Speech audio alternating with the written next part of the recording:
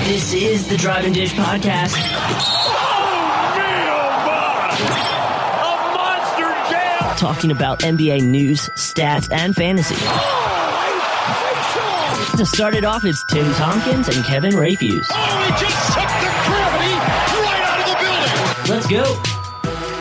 Welcome to the March 16th edition of the Drive and Dish NBA podcast. My name is Kevin Rayfuse. I'm one of your hosts. Right to my left is my co-host, Tim Tompkins. And behind the boards, keeping us honest as always, is Justin Kuzar. What's going on, gentlemen? Not much. How about you? How you been? Oh, not too bad. No complaints. Good week for everybody. Good weekend, Justin? Yeah, it was good. I actually didn't have to work as much. I got to lay out in the sun on Friday. It was kind of nice. I laid on my porch, though, because I lost my pool key. I don't know how to get in, so I was laying on the porch, and I was woken up to some little kid hitting on that mesh. Yeah. It's like a mesh surrounding it, and he's hitting on the thing. He goes, Mister, are you okay? And I woke up, and I was kind of just like, oh, I'm judging myself now because That may be the cutest segment we've had on this podcast so far. Were you laying in the sun? Yeah. Oh, well, it's a good thing you woke you up. You might have woken up with a wicked bad sunburn. I had sprayed on some sunscreen. You sprayed on? You just spray on sunscreen? Like the spray on, you can just get your whole back. You don't have to worry about it. You don't look weird trying to like dance around to get your whole back. I agree.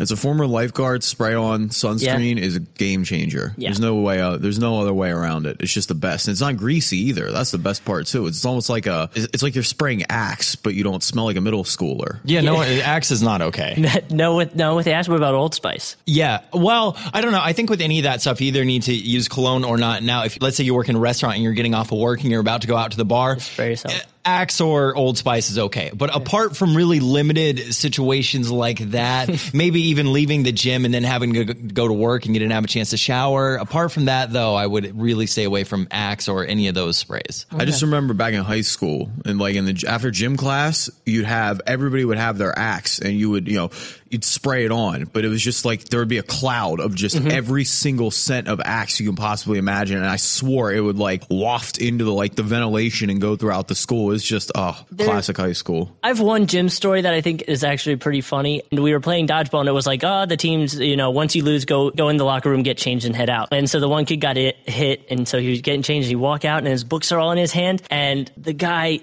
whips this ball at the kids, and they all move out of the way and nails the guy with the books, and his books went everywhere. It hit him in the face. He had this bloody nose. It was the funniest thing I've ever seen. It's kind of like the movie. Oh, it was awesome. And I feel so bad for the kid because it was an awful experience for him, but for everyone else, we were dying laughing. Like, it was not okay. You should have told him if he could dodge a wrench, he could dodge a ball. Well, that was before dodgeball. Oh, all right. How do you guys know so much about dodgeball? You haven't seen the movie? I mean, I've seen the movie, but you guys seem to know a lot about dodgeball. Dodgeball is fun. I wish that were like more of like a televised sport because I would watch it. And you see the ones now where they're jumping around on the trampolines. That looks awesome. Yeah. That does look fun. Oh, I would love it. Speaking of trampolines, they should bring slam ball back. I think they don't do that anymore because that dude destroyed his leg. Like, really? I think he had to get it amputated. Don't quote me on that. Oh, God. But I'm pretty sure he had to get his leg amputated because he broke it so bad on the trampoline going for a dunk. All right, well, there goes that idea. That might be why they don't do it. Keeping me honest behind the boards as always. Hey, so everybody might notice that we have a different name this time. We had 50 listeners before, and so a lot of them are friends and family because this is a new show and we haven't really been broadcasting it. But we had to change our name. We were known as the Full Court Press Podcast. What happened though is that it turns out that there were 4 other people called the Full Court Press Podcast, so we had to change the name. We didn't want to look like posers, right? And so if you are on iTunes, what we're called now is Drive and Dish. So if you're on your little iPhone and you're looking for new podcasts or whatever, and you probably already know because you're listening to this, but just search Drive and Dish, and then you hit the little subscribe button on iTunes. And every time we put up a new episode, which theoretically will be once or twice a week, your phone will get automatically updated with our podcast. And let me say it again. We are on iTunes, so go find it. Search it. Drive and Dish NBA Podcast. It's easy. It's a click away. Yeah, we're the only Drive and Dish podcast. So if you type it, we are the only one that comes up. It's not confusing. Cool. I'm excited. excited about this. Yes. Also, if you want to talk to us, hashtag DADPod. DadPod. DadPod on Twitter. In our tweet deck, we have a little section open. No one uses that hashtag but us. So if you have something to say about the show, if you have questions, comments, if you think that we suck, just hashtag DADPod, and I promise that one of us will see it. And either be depressed about it or just ignore it. Yeah, I'd prefer to talk about it. Like, if it's really witty, I think that we should read some of them on air. Yes, definitely. And we will. If your tweets are good, we will read them. And if they're bad, we might call you out anyway. So there you go. Either way. Or if you have something you want us to talk about, it helps us come up with show ideas. All right, so Tim, what do we got going today? We're going to talk Nash, Kobe, Lakers, Phil Jackson, Heat's versus Nets, and some Eastern Conference playoff matchups, as well as fantasy basketball hoops. Oh, and then Grind Your Gears section, which is hosted by Justin. We're going to find out what grinds his gears, but you guys want to go straight into news? Yeah, let's do it. Justin, what do we got today? Wade puts it up for the win! Yeah, baby! Now on to NBA news on the Drive and Dish podcast. The Miami Heat signed center Justin Hamilton to a 2-year contract after they released DeAndre Liggins to create the roster space. Hamilton recently finished his 10-day contract with the Charlotte Bobcats and averaged 19 points and 9 rebounds a game for the Skyforce D-League team.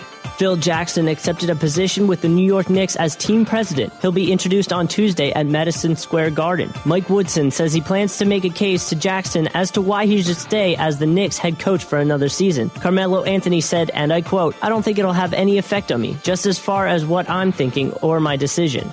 Phoenix Suns forward P.J. Tucker is suspended for 1 game without pay for elbowing Blake Griffin. After reviewing the exchange, the officials assessed Tucker a flagrant foul before ejecting him for the blow. Clippers forward Blake Griffin was not assessed with any penalties for his involvement. The Lakers announced that Kobe Bryant will miss the remainder of the 2013-2014 season as he continues to rehabilitate his injured left knee. He appeared in just 6 games this season before sustaining a lateral tibial plateau fracture. Bryant suffered the injury on December 17th and was expected to miss 6 weeks. The Portland Trailblazers' injury woes continue as forward LaMarcus Aldridge misses 2 games due to a lower back contusion. Aldridge suffered the injury at the beginning of the second half to Portland's loss to the Spurs. This is not good news for the Trailblazers as they have lost 5 of their last 7 and sit just 1 game back from the 6th seed in the West Conference. Lakers coach Mike D'Antoni announces that Steve Nash will miss the remainder of the season. The 18-year veteran point guard has been in and out of the lineup with nagging injuries. Nash averaged 9 points and 5 assists in 11 games he's played this season.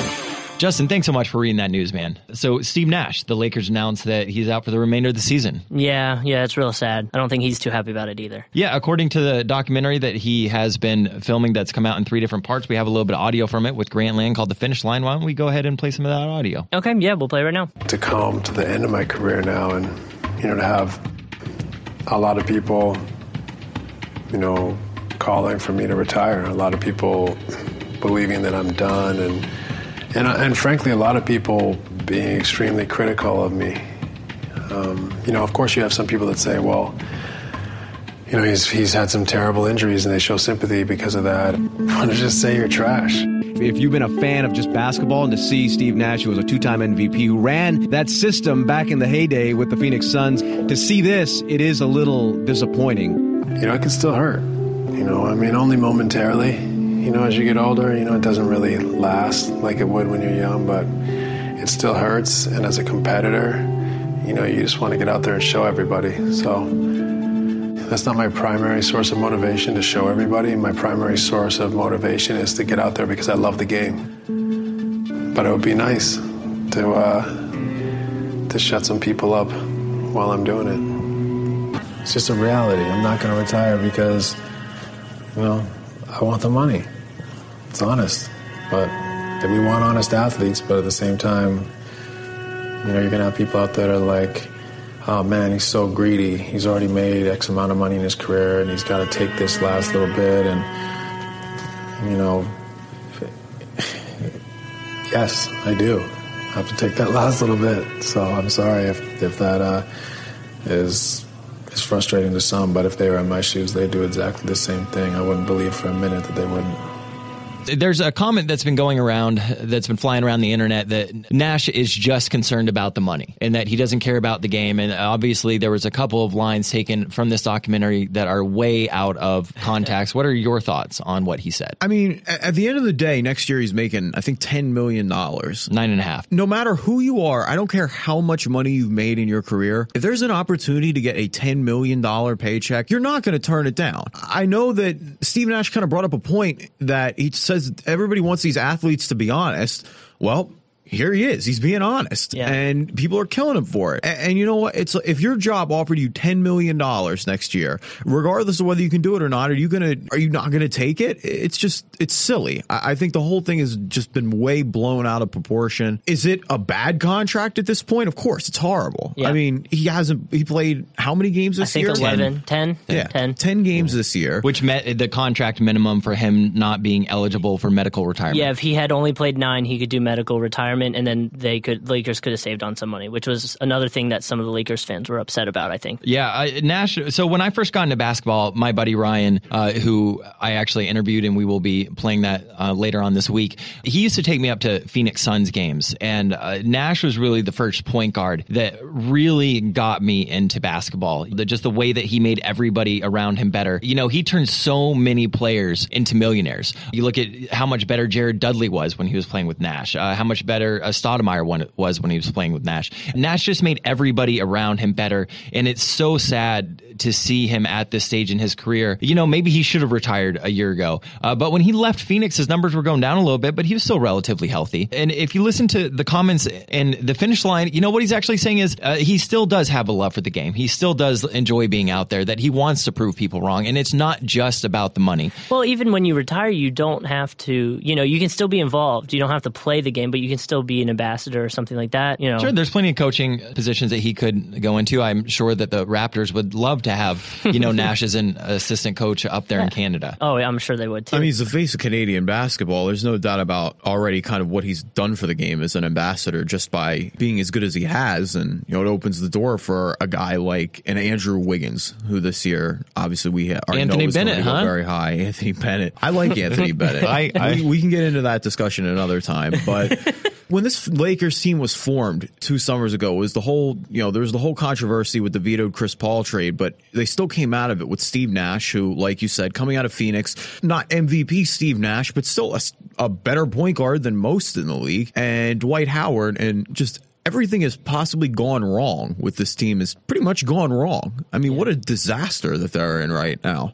I have a theory. So if anybody is a Suns fan, they know how much the Suns hate the Lakers. It's really old rivalry. I wonder if Steve Nash going over to the Lakers did this on purpose just to screw with the Lakers. I would. You know, what is how could he hurt the Lakers the most? And if that is the case, I got to give it up for the guy. I mean, it's funny to think about. I just feel bad for Nash because he's not. I mean, it doesn't seem like at this point, with the way the Lakers are constructed, he's ever really going to have a chance to get that ring again. Well, and even if you listen, when you're listening to that audio, you can tell. Or in the first place. Yeah, and if you listen, and if you're listening to that audio, you can tell he's very upset. He's not telling you how it is.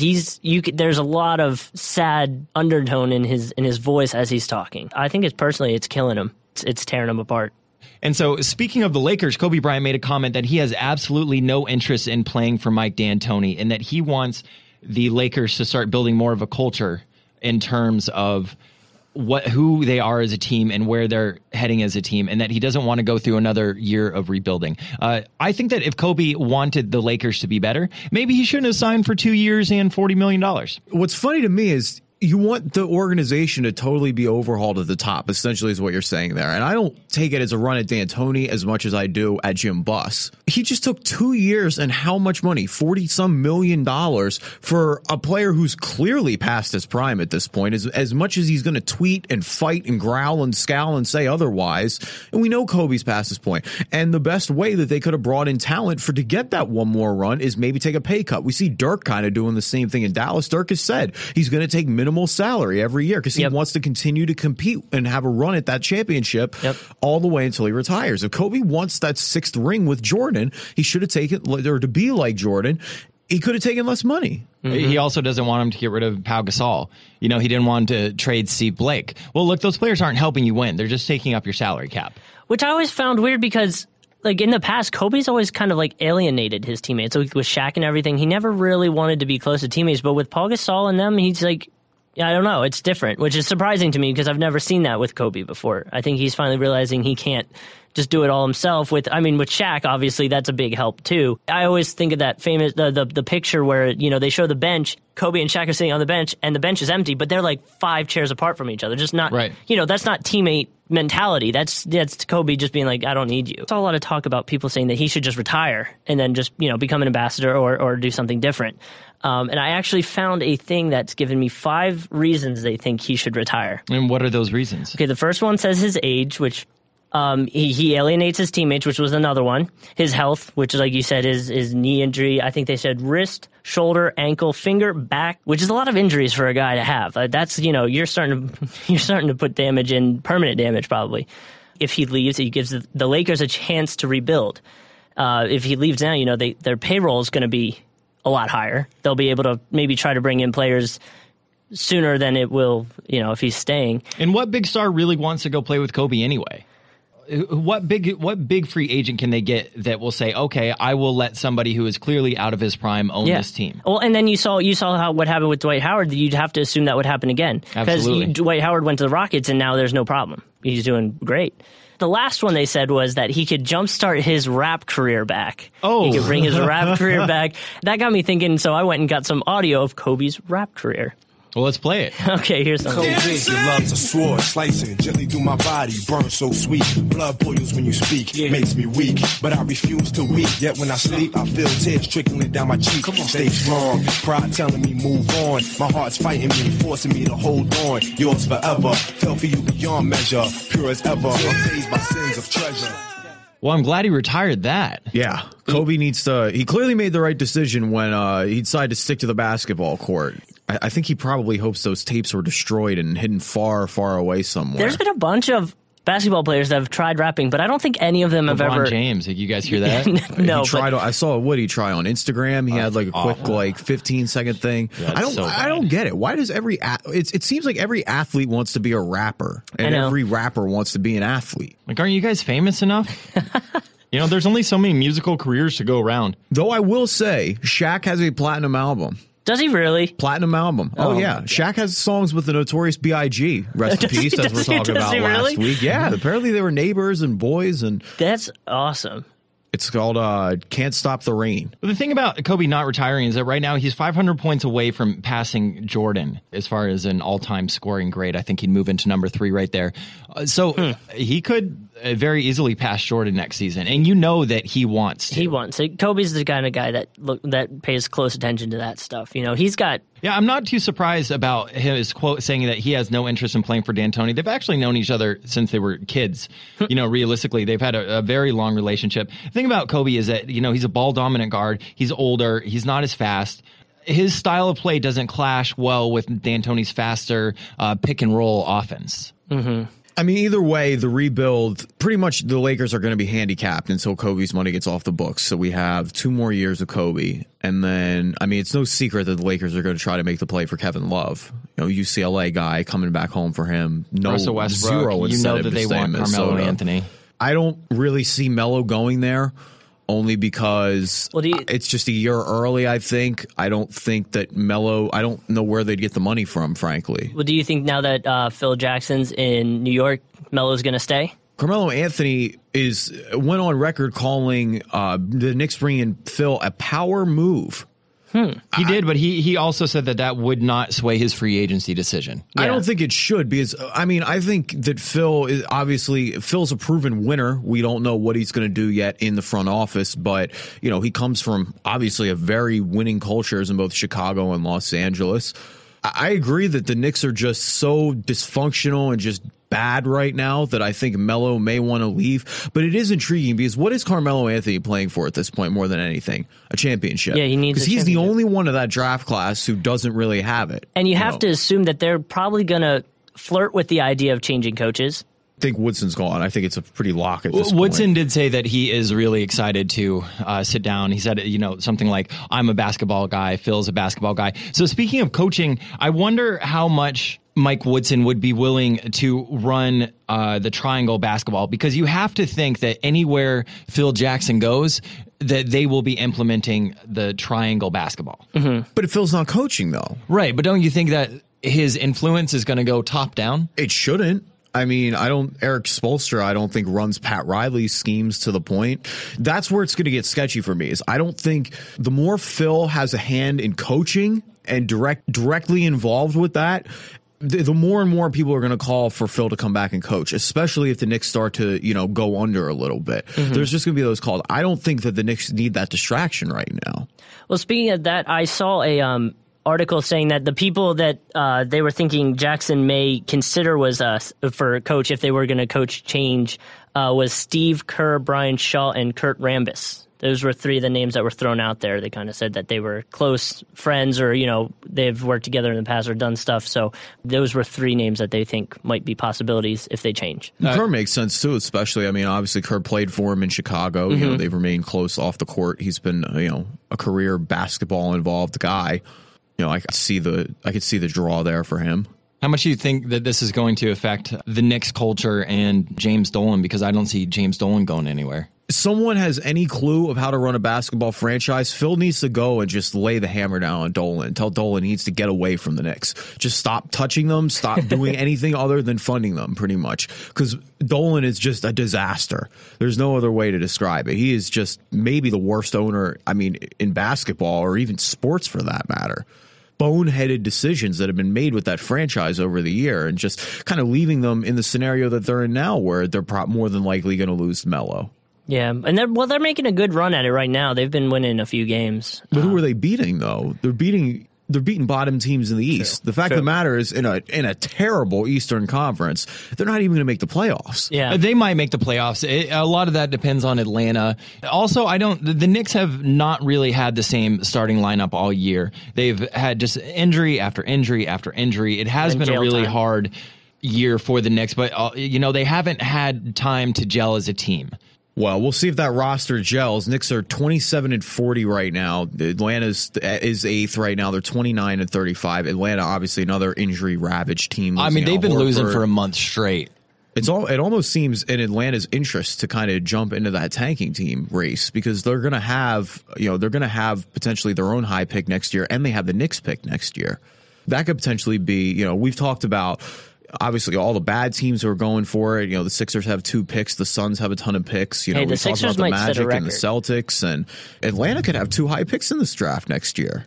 And there's a lot of good, Paul Millsap, an all-star. Al Horford, when he's healthy, all-star caliber player. I like Jeff Teagle. I think Jeff Teague is a great point guard. Very underrated. Very underrated point guard. I agree. And much better than his brother. Yeah, absolutely. I wasn't a big fan of Teague when he came out of Wake Forest. I didn't think he'd really transition, but he's definitely surprised me a little bit. So Atlanta could be building something. They've been doing a lot of good things since starting with the shedding of that Joe Johnson contract, and then just letting Josh Smith go, which now looks like the most genius move in basketball ever, with just oh man, Josh Smith. Have you ever seen a player just totally lose it as fast as Josh Smith has lost it in Detroit? Not surrounded by the type of players he needs to be surrounded by. I agree with that too. He's probably a bit better off at the power forward position than he is as small forward. He can't shoot the ball. That's really the problem. If you're gonna play the 3, you really got to be able to shoot the ball. He averages like 5 3-pointers a game. Not made, just shoots, but he's shooting like 29% from 3. You can't be taking 5 3-pointers a game and shooting 29% from 3. Constantly takes these mid-range jump shots where he's just terrible. Kind of wonder why Josh Smith hasn't realized I'm more effective posting up. Whenever I shoot a jump shot, I don't make it. Why does he keep shooting jump shots? And you think for someone that's been playing in the league for that long, he would have figured it out by now. It didn't make sense from day one. When you already have Greg Monroe and Andre Drummond, why do you need a third big guy? Can't space the floor. Yeah, the whole trend in the league that we've seen over the past, we've seen the Heat win with small ball lineups. We see Brooklyn kind of getting hot now with these weird, bizarre, hybrid small ball lineups. Look how effective the Clippers have been with Blake Griffin and DeAndre Jordan, or how effective the Pacers have been with Roy Hibbert and David West. I think that you can win with a big lineup. I just don't think that you can win with that big lineup. Oh, no, I agree. I still think having an elite big man man is huge. I mean, we've seen that on pretty much every successful team. Like Miami's kind of the oddball, but Chris Bosh is awesome. It was a poorly drawn concept to begin with, and I agree with you. Josh Smith does not belong at the 3. He should be a power forward. His shot chart is just disastrous. It's really bad. It's not getting any better. The percentages are just mind-numbingly bad. At one point, where is the coaching in all this? How you got to tell Josh Smith to stop taking these shots? It should have been put in his contract. I would say that'll be he could have a clause named after him. That could be the first. It could be like the Josh Smith Rudy Gay clause. You're not allowed to take jump shots. I would have thrown Monta Ellis there too, but he's kind of reinvented himself a little bit in Dallas. So I'm not gonna kill Monta. Oh man, yeah. I mean, who's had the better season, Brandon Jennings or Monta Ellis? Ellis. I mean, I'm going with Ellis solely off the fact that just his team alone is doing better. Jennings is another chucker. And how much does that have to do with coaching? I mean, Rick Carlisle, to me, is one of the most underrated coaches in basketball. I don't really think he's ever gotten a lot of the credit that he's deserved. And just the fact that Dallas lineup, kind of a bunch of ragtag veterans, the fact that he's kept them competitive, them being healthy has been huge this year. But Dallas is 7 in the West right now. Competitive West at that. They're now a game and a half fully up on Phoenix, who's the first out at 9.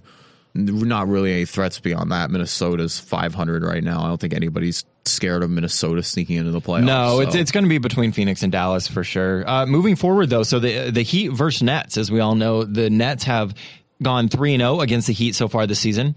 Right now, we don't have them slated to play each other in the first round of the Eastern Conference playoffs. What do you guys think that the regular season implications are of the Nets taking all 3 of the games against the Heat? Well, I saw in an interview with Jason Kidd, he was saying we just been getting lucky. I feel like with Jason Kidd, that's not really how it works. I feel like Jason Kidd usually knows what he's doing, and Jason Kidd himself does pretty well against him. When he's played against the Heat as player or coach, the team was 19-5 against the Heat. Oh, wow. So I think Jason Kidd might just know the secret. Well, that's an interesting stat. That is I actually did not know that. But on the other side, every team that has beaten the Heat since they've been together in 2011 when the Big 3 came together, every team that's beaten the Heat 3 times in the regular season has lost to the Heat in the playoffs.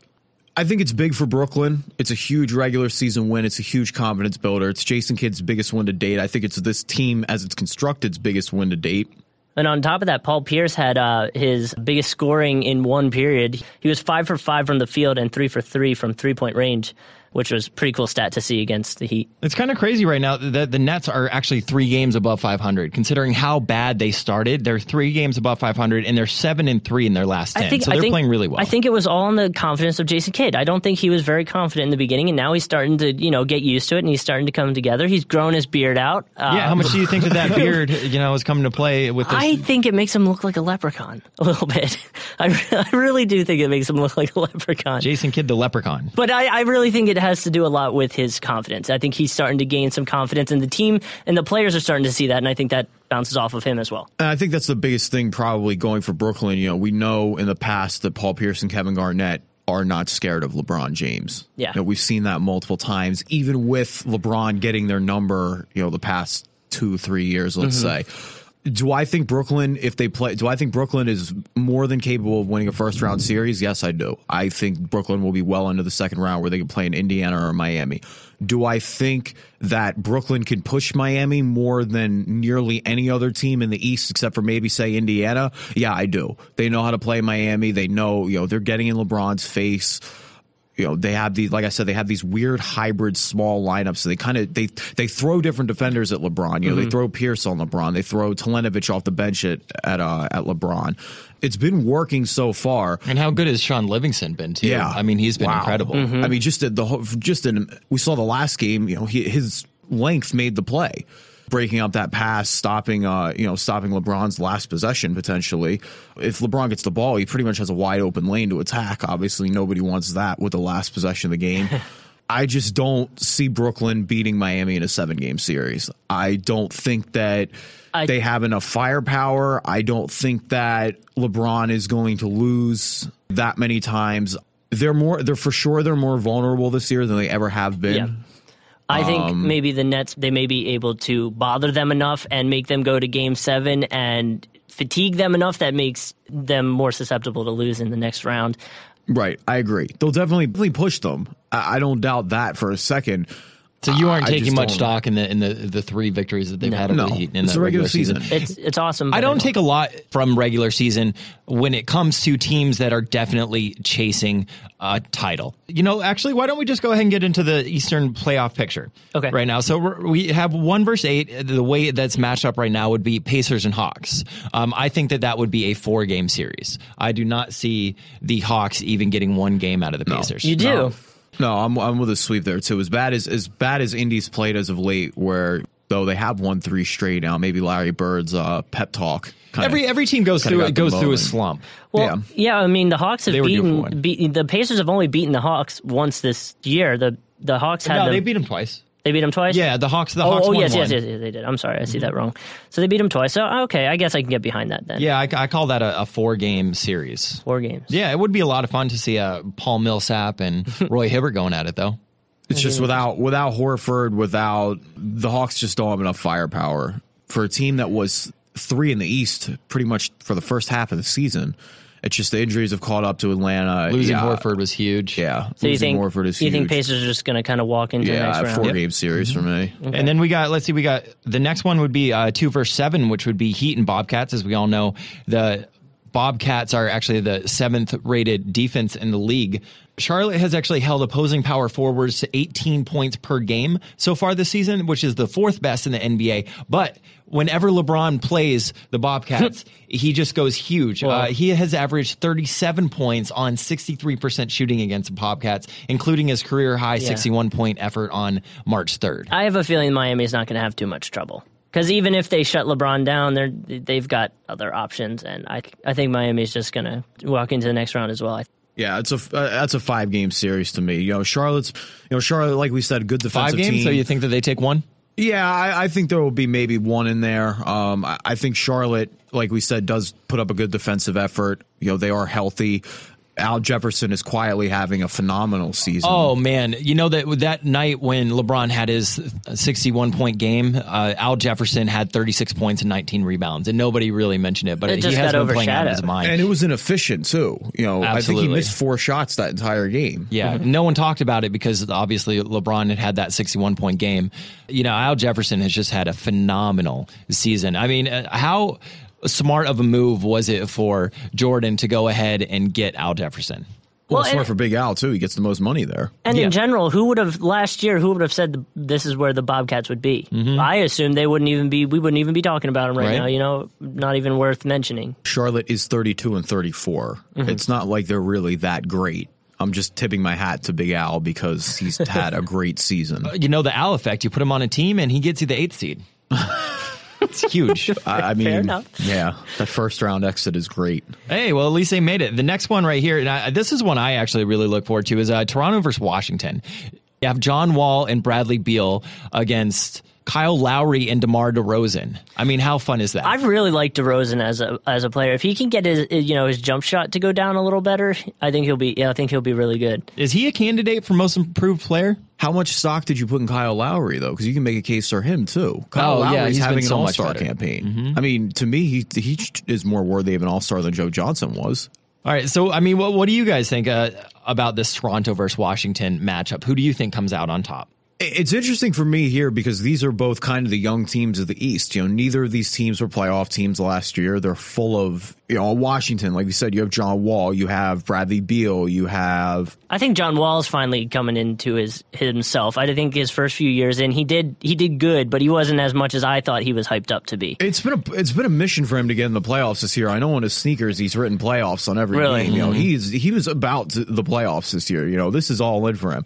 What the Wizards can do, I don't know. It depends on Nene, I think. They need Nene's interior defense. They need... Gortat's been playing really well, though. Yeah, no, and that's nothing against Gortat. I think Gortat's a solid player. I just think they need... Nene kind of brings that X factor and that toughness a little bit that they need, that veteran presence. Gortat's been around a while, but... I think if they're going to compete and take out Toronto, they need Nene. But it'll be interesting. I think that's one of the longer series we're looking at. I think that's at least a 6-game series. Yeah, I'm really looking forward to it. I just want to see the backcourt matchup. Yeah. And Toronto is such a good team. Nobody really pays a lot of attention to them, but they are such a good team. I think nobody just pays attention to them because they're out of Canada. I honestly thought they were trying to get a good lottery pick.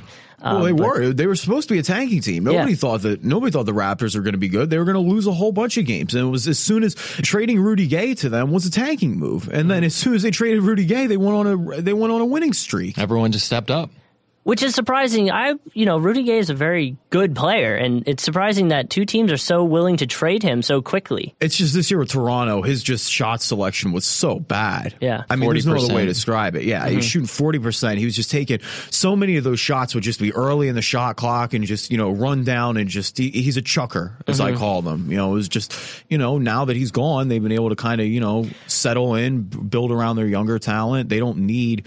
Rudy Gay was running an ill-advised offense. Which was surprising because on Memphis, he didn't doing that as much. I don't think it was as extreme as it was in Toronto. I think that Toronto is where it got the worst. Yeah. I don't think even in Sacramento right now, he still does it, but it hasn't been nearly as extreme as it was in Toronto. He was the man in Toronto, but in Sacramento, you have DeMarcus Cousins, who's taking a lot of the defensive pressure off of him. You have Isaiah Thomas, who's playing out of his mind right now. He is the second or third option in Sacramento, whereas in Toronto, he's the first option. And maybe that guy kind of went to his head a little bit, and he thought, I'm the only option. Yeah, so I'm the one that has to take these shots. The next matchup is going to be Chicago and Brooklyn. We've talked a little bit about Brooklyn seeing the Heat in the playoffs. I think that they have to make it past Chicago. And I was going to bring this up. I don't think they will. I see if it gets to it, I feel like Noah's going to get so overwhelmed. He's such an emotional player. I think Noah's just going to fight for it and get him into the next round. Chicago's going to play Brooklyn tough. There's no doubt about it. Both very similar. They're, grind them out, get in your face defensive teams. We did see Chicago beat Brooklyn last year. Well, my thing also is if you look at the coaches, Jason Kidd's not as experienced as Thibodeau is. It'll be like playing checkers against someone who plays chess. So if Brooklyn doesn't make it past Chicago, what kind of implication does that have for Brooklyn's season? What defined success? What defined a success? So, because I don't think, even though they were putting all that money into it, they knew that they weren't going to be title contenders. But was making it to the second round success? They're all in. They're title or bust. You can't put that much money into one team and essentially mortgage your future, which they have. So you think anything short of a title is failure for them? The team has a 2-year window. And in the case of D. Will and Joe Johnson, these are guys trying to get their first ring. This is a win-now team. This is a team constructed to win and compete. If Brooklyn doesn't win a championship, to me, especially with all the money that they've sunk into that team and with all the future assets they've given away, it's an absolute failure. I don't think there's any other. I'm not going to sugarcoat it. I don't think there's any need to sugarcoat it. I personally don't see them winning. Okay, so what do you think? Chicago in? I think it'll maybe even go to 7. I could see it going for a while. Chicago in 7? It'll be close. How about you, Kevin? I would if it's Chicago, Brooklyn. If I'm Brooklyn, I'm trying to avoid this matchup. I like Chicago in 7 too. All right, I'm going for Brooklyn in 7. Okay. Yeah, okay. I think Brooklyn wins. I think that come down to a buzzer beater. I think that Brooklyn, just because they know that their window is closing, they want to face the Heat, that they're going to want it more than the Bulls, and not that the Bulls don't. What do you think Noah's maybe thinking in the back of his mind is like, if I can beat Brooklyn and show Carmelo that I can get us to the second round here, come and help me out, maybe you can push us the rest of the distance. Maybe. Absolutely. And does Derrick Rose come back? Derrick Rose's knee injury this year is not in the knee that he tore his ACL in. I don't think you risk mortgaging your future. Especially, we've floated the scenario of Melo going to the Bulls next year. If you can get a healthy Derrick Rose and you have Melo and you have Joakim Noah, that's a big terrifying team. I don't think you risk your future again for a playoff run. And even if Rose comes back earlier this year, we saw him kind of, look rusty. He has to work out the kinks and get back to the NBA speed and get back to the pace of the NBA game. And I don't think that Derrick Rose is going to come back anything close to 100%. And he risks hurting himself yet again, so then next year you have another lost season, essentially, where you won't have him for half the year. And then if Melo's looking at that, he goes, oh, well, Derrick Rose isn't going to be there, so it's just going to be me and Noah. Maybe maybe he'll consider something different. I know how much Tibbs wants to win. I know how much Joakim Noah wants to win and how much everybody there would like to win. And how infectious Noah is on the rest of the team, too. Oh, my gosh. I mean, they're still competing even with Rose out and with Dang gone. I mean, you saw what Mike Dunleavy did last week. Yeah, with the, especially. Speaking of. And then came back and scored 18 points in the third. Yeah. Well, speaking of, did you see his eye? Yeah. Oh. Yeah. He went, what did he get, 7 stitches, came back in the third and just started lighting it up. Yeah, absolutely. And I mean, how well Jimmy Butler has played. I think that Noah's had a direct impact on the rest of the team, frankly, by his strong play. I wish he would shoot a normal shot. I mean, I know it works for him, but it looks so weird when he shoots it. It's so ugly. It's so, I mean, anybody out there that plays 2K14 it's painful. Hates it it's painful. When Noah gets fouled and you have to shoot a free throw with him. It's impossible to. It's why part of the reason I don't play with the Bulls is because I tend to get my centers tend to shoot a lot of free throws because I take it in the post. I post up, man. I love the post up. I don't do that at all. You should. I bet you that you're one of those people that when you play 2K, you just play ring around the Rosie and shoot threes. No. That's all you do. I'm ring around the Rosie and then I want to dunk it. I want to try to dunk it, and if I can't dunk it, I throw it back out and then shoot a three. That's fair. So who are, speaking of 2K, I don't think that we've really brought this up on the show. Who are your guys' 2K teams? Before they traded away Iguodala, I was a Nuggets team because they were so fast and everyone on the team dunked. And like I said, I love to dunk the ball. So that was my team. So are you playing with the Warriors in the season? I tried it. It doesn't work as well. I don't know. It's not the same thing. I haven't been able to find a real team this year. So I've been bouncing around. I play as the Sixers a lot just out of being a fan. What's your record playing with the Sixers? Not good at all. Especially online, not good at all. I hear you. How about you, Kevin? If you want me to be completely honest, I don't play enough 2K to have a team. Personally, I like playing with the Clippers a lot, especially since the Clippers added Big Baby and Turgaloo and Danny Granger. It's like even when my bench is out on the floor, dude, I kill it. You know who I'm also fairly good with? I'm good with the Spurs, but not with who you'd think I'd be good with. I'm good with Ginobili, and then I'm good with Kawhi Leonard. Okay. When I play with the Spurs, what I like to do is put take out. Yeah, Splitter? I like to take out Splitter and then put in Bonner because then all of a sudden Bonner is out on that 3-point line the whole time. He brings the opposing center out and you can of drive the paint. The lane. Yep, and you can drive the lane, or you can go ahead and you can run a really good pick and pop with him. I do like to play with the Suns a little bit though, and I rock the pick and pop with Channing Frye. Fair enough. I do find that I lose when I play with my Suns a little bit. So depending on who I'm playing, says a lot of times I don't pick my team until I see who they're going to pick. And I hate when they pick the Heat. I don't play. Don't play with the Heat. It's the one thing you don't do in 2K is play with the Heat. It shows that you can't play the game if you have to play with the Heat. I get a little mad when they play as a Thunder too, though. The Thunder's a little bit different because you really only have 2 players on the Thunder who can kill. But depending on how they play, because sometimes when I play people who are playing with the Thunder and all they do is take Kevin Durant and drive to the basket every single time, that irritates me. Learn how to play the game. Play like you're really playing basketball. I have a friend that if you play his point guard, he plays as the Nets. That's his team because he likes playing with Deron Williams. He'll end the game and Williams will have like 87 points. Yeah, I hate people that play that way. He doesn't pass it. He can't stand it. Pick, pop, and that's it. Yep. And then what you do is just bring out the center. Okay, start off the notes. Pacers center Andrew Bynum, who I am not a fan of, stated that before signing with the Pacers, he considered the Heat and the Lakers as well.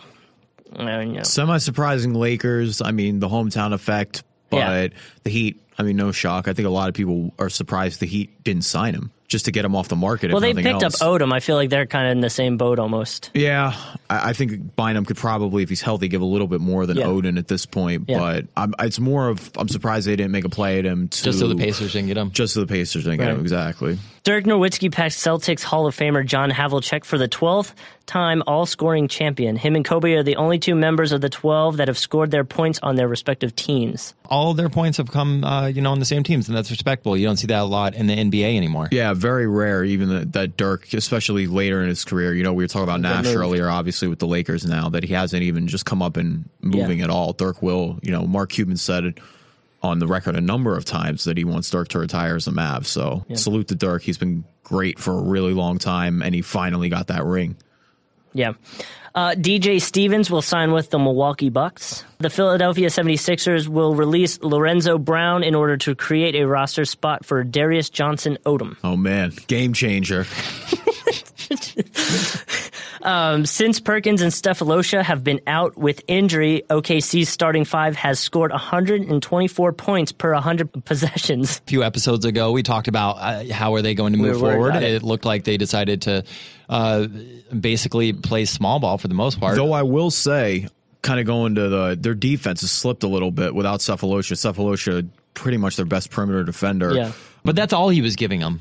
Right, but I'm just saying they're now per 100 possessions. I think they're letting up 105 points. That's getting towards the higher end of the league. So obviously with the offense clicking that much, you can get away with it. Become playoff time. If Stephalosha is not good to go, that'll be very interesting. The latest college basketball polls have Florida, Wichita State, Villanova, Arizona, and Louisville rounding out the top five. Tear down U of A. The thing that always strikes me about college basketball is how much nobody cares. You know, we're here in Florida.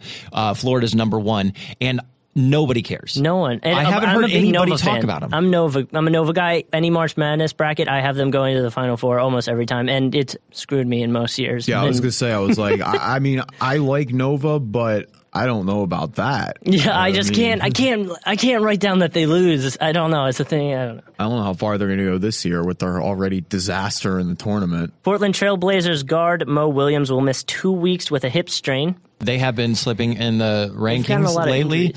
Marcus Aldridge, he only missed 2 games, but you know, Mo Williams going down, he was their backup point, and it's going to hurt him. Let's see if they fall to that 6th seed in the West. Golden State Warriors center Jermaine O'Neal apparently confronted Clippers forward Blake Griffin following their game last week and told him, "I'm a monster off the court." And I wonder what that means. Does that mean that he kills kittens? Well, it's obviously a threat. Yeah. Well, apparently he confronted Blake Griffin in the hallway following the game, and Blake Griffin was like, "Get out of here. You know, leave that on the court." And he said, "But I'm a monster off the court." Dude, that's scary. That is terrifying. Leave it on the court. Yeah. Come on, Jermaine O'Neal. You're a veteran. How long have you been in the league? Leave it on the court. Nobody likes Blake Griffin, though. Do you guys see that elbow to the face that PJ Tucker gave him? No respect. No one likes Blake Griffin. Blake Griffin gets no respect. I don't get it. They get frustrated with him. He plays tight defense. He plays rough defense, and I think people just get frustrated with him, too. So this week on Grind Your Gears, Justin is hosting it. Yes, yeah. Let's get into it right now. All right. Let's find out what grinds his gears. What grinds my gears? You know what really grinds my gears? People who just troll on Facebook. Do you really have nothing better to do than to get in arguments with people on my page? Come on now. Somebody gets offended by something I said. Sometimes it's grammatical, like I spelled "you're" wrong. Come on, do you really have to get offended by that? I'm sorry that I was more excited to post something than to check my grammar. I got a little ahead of myself. It's an honest mistake. Everybody makes them. But instead, you had to comment something stupid, and now I have to go through your argument to make sure that there aren't any curse words. Why don't you just ignore it next time you see something like that? Go on with your life. Just give it a like, and you'll be so much happier. Facebook is supposed to be a way to connect with your family and friends, not to go around getting into arguments with people who you're never going to see. If you really want to get into an argument, why don't you go find the person that you're going to argue with and argue with them in real life? Let's see how tough you are then. Go back to your dumb Candy Crush game so I don't have to deal with you. So you don't like trolling? No, I get so frustrated with them. Gets me pissed off, man. You gotta stop taking the bait, dude. You can't feed the troll. Oh, I try not to, but I get so mad. It's like, did you really have to say that, man? Frustrating. People piss me off. Speaking just to speak. I hear you, though. So why don't we go ahead? This is the fantasy focus section of the show. Okay. Why don't we go ahead and get right into that? Now, NBA fantasy basketball tips. So this week, what we wanted to do was take a look at if you need to pick up a few stat-specific players. If you're in a roto league and you're looking what you're behind and how you can make up that ground. If you're in a head-to-head league and you're looking at your matchups, what do you need? And so we're going to start this off with steals and threes. If you were looking for players that can get you steals and threes, right now there are 2 players on the waiver wire that are both averaging 2 threes and 2 steals a game, and that is Patrick Beverley and Matt Barnes. Yeah, I recently picked him up. I dropped Iguodala for him, I believe. Past few games, averaging 15, 11, and 13 points his last 3. Isn't half bad. Against Golden State, he had 4 assists, too. So, I mean, that's... Yeah, he's throwing in a few dimes in there. Mm-hmm. helping out, Your steals are a little bit hard to come by too, so you need those steals. I know we've talked about PJ Tucker a little bit, but PJ Tucker's a guy that can get you between 2 and 5 steals a game. So if you need steals, that's also another player that you could look at. Okay.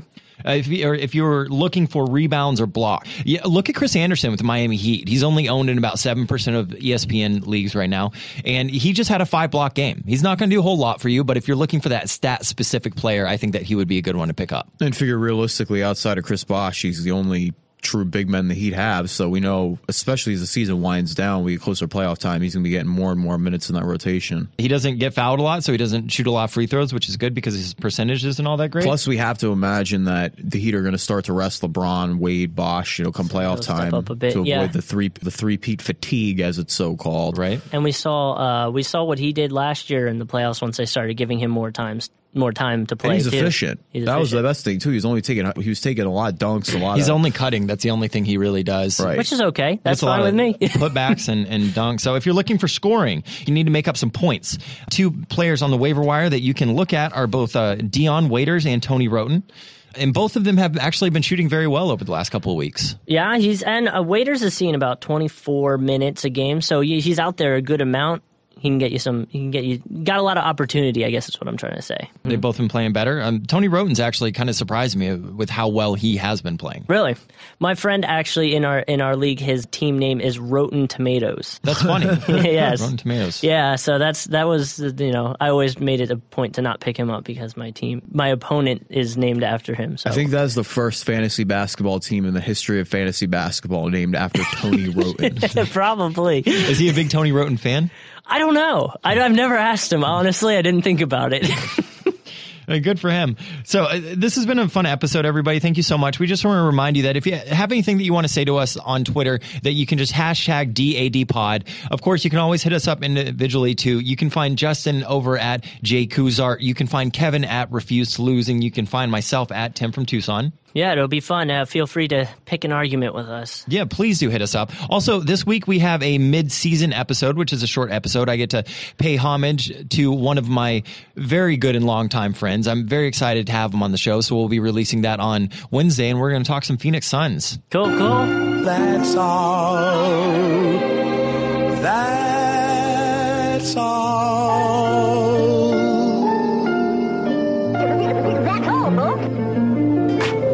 Thank you for listening to the Drive and Dish NBA podcast. Don't forget to subscribe on iTunes by searching Drive and Dish.